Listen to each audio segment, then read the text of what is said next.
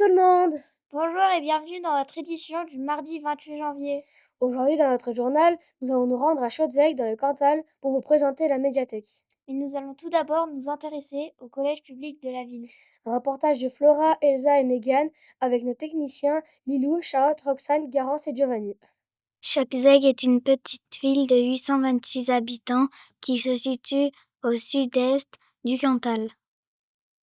Elle est très connue pour sa source d'eau chaude qui jaillit à 82 degrés.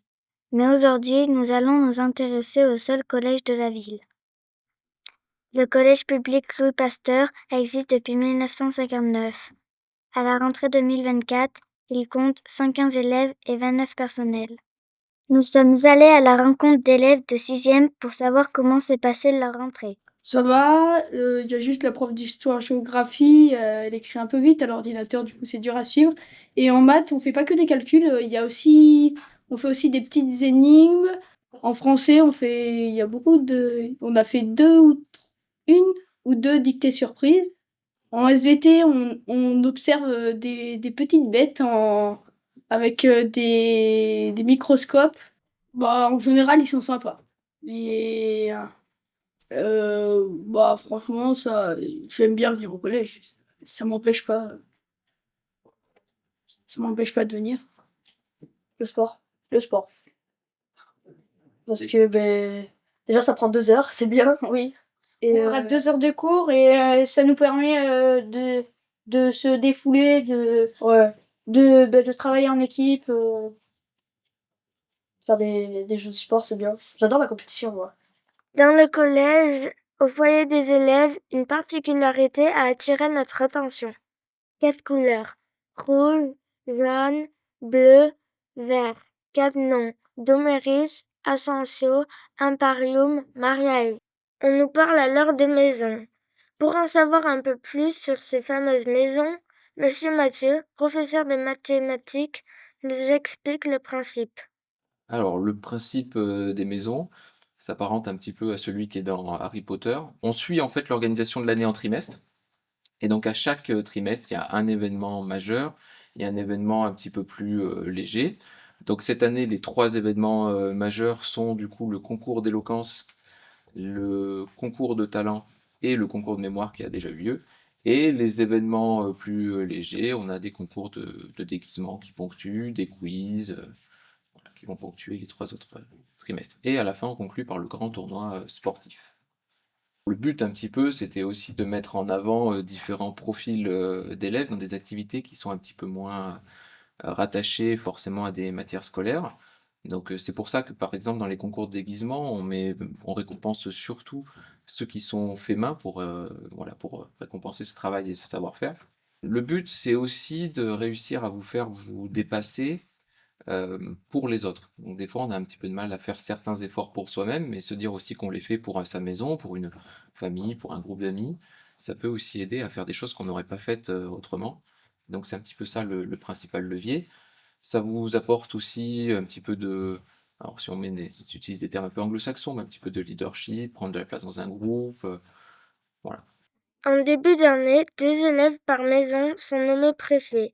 L'un d'entre eux nous explique son rôle. Mener la maison à la victoire et faire en sorte que ça se passe bien toute l'année et que qu'on y arrive, quoi. Et surtout qu'on gagne, c'est important. Rendez-vous à la fin de l'année pour connaître la maison gagnante. Dans l'ensemble, les élèves sont contents de leur rentrée. Du côté des enseignants, Madame Ortiz, professeure d'histoire-géographie, nous donne ses impressions. Très bien, vraiment très bien. Très calme, très positif. Pas de, voilà. Les élèves bien, pas trop de bruit dans les couloirs. Par rapport à l'année dernière, si je compare, c'est vraiment le jour et la nuit. Et pour vous? Ah, pour moi, impeccable. En sachant que j'ai 2 classes en moins volontairement, et c'est aussi libérateur. Parce que c'était des élèves, certains un petit peu difficiles, et c'est bien aussi de retrouver des élèves tous calmes et gentils à peu près. Parmi les nouveautés de cette rentrée, on retient un portail électrique apportant une plus grande sécurité et de nouveaux personnels, notamment Madame Payol à la direction. À première vue, la rentrée s'est bien passée. Pour compléter ce reportage, nous accueillons maintenant sur notre plateau la nouvelle principale du collège. Bonjour Madame Payol et bienvenue. Bonjour. Mathieu, élève de 6e ici présent, a quelques questions à vous poser. Alors allons-y Mathieu. Bonjour madame et merci d'avoir accepté d'être interviewée. Merci de m'interviewer parce que je crois que ça m'était jamais arrivé. Depuis quand êtes-vous principale? Alors, principal ici depuis le début de l'année, mais ça fait un moment que je suis chef d'établissement. Ça fait 12 ans que je suis chef d'établissement. Mais quand on travaille dans un collège, ça s'appelle être principal et dans un lycée, ça s'appelle être proviseur. Voilà, alors principal ou chef d'établissement, ça fait l'ensemble, principal et proviseur, ça fait 12 ans. Pourquoi avez-vous décidé d'être principale? Pourquoi j'ai décidé d'être principale? Parce que j'étais auparavant enseignante et j'ai eu envie de changer, hein, d'avoir d'autres missions, d'autres responsabilités. Le côté enseignement, j'étais enseignante en premier degré, moi. Je connaissais pas bien le second degré et je me suis lancée en me disant qu'en ayant un poste de cadre, eh ben, c'était l'ouverture à d'autres missions et d'autres univers. Quelles sont vos missions en tant que principale? Alors, en tant que chef d'établissement, donc de principal de collège, ma mission, c'est avant tout faire en sorte que les élèves qui arrivent en 6e aient un parcours de réussite sur l'ensemble de leur scolarité au collège et puissent poursuivre dans de bonnes conditions leur parcours ailleurs, c'est-à-dire soit dans la voie professionnelle ou la voie générale, trouvent un intérêt à aller voir ailleurs et y réussissent. Aimez-vous Chaudzègue? Alors, Chaudzègue, j'aime beaucoup, oui, je connais aussi, hein, parce que je suis quand même du coin. Donc, Chaudzègue, j'aime bien. Le collège aussi, dans la mesure où quand même je l'ai demandé, hein, je n'ai pas été obligée de venir ici. Donc voilà, c'est et l'environnement et l'établissement qui me plaisent. Quels sont les projets du collège?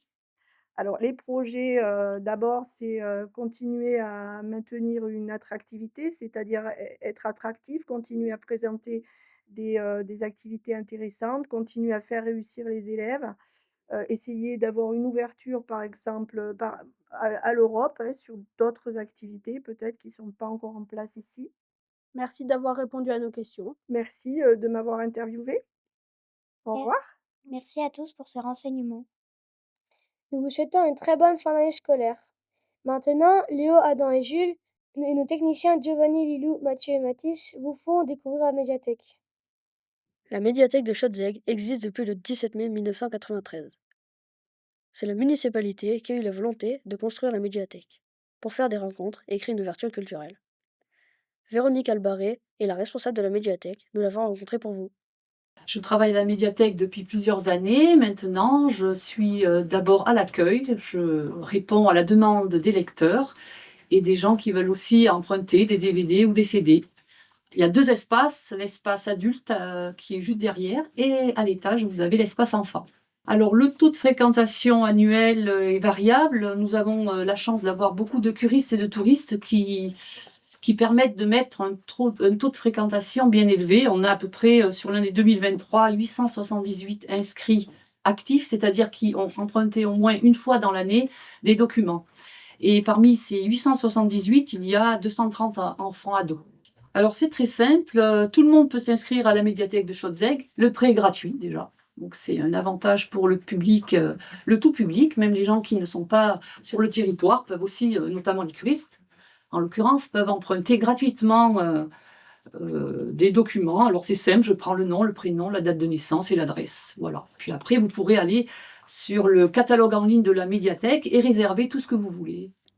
Selon les saisons, les horaires sont différents. En haute saison, la médiathèque ouvre du lundi au vendredi, de 9h30 à midi, de 14h à 17h.